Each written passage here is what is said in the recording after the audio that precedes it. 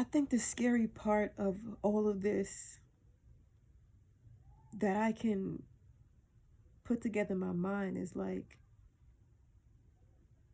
this was one of the hardest relationships that I was, I had to leave. One of the hardest relationships I had to leave. I look at my relationships in the past, and not for nothing, I left them all. But I left them all for good reason. And I didn't have that many relationships. But the ones that I did have, the ones that I kind of just fell into or, entered into mutually, whatever the case may be, something always happened and I was able to exit the relationship easily. But this relationship was different. There was something different about this one, and I want to say that it's because the way that we connected, like when we actually connected, it was like, you are my person and I am yours. Like, I felt whole in that moment, and it was a feeling that I never felt with anybody. Anybody that I've ever dealt with, I've never felt that feeling, the one that I got with him. And that was a real feeling. But there was always something underlying.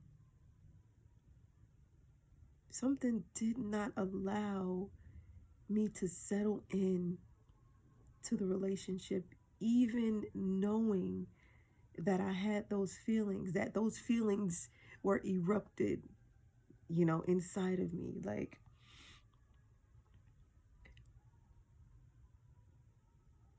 it's bizarre when you think about it. So this was one of the hardest relationships that I ever had to leave in my life. It took me so long to leave the relationship. So long. I would just keep getting sucked back in and sucked back in. And then I would continue to make excuses and compromises. And then I would disappear a little bit more. And then I would shrink a little bit more. And then um, my self-worth got a little bit less. And my self-love got a little bit less. And then I started to shrink a little bit more in the relationship. And this was the only relationship that I was able to feel these things, because my constant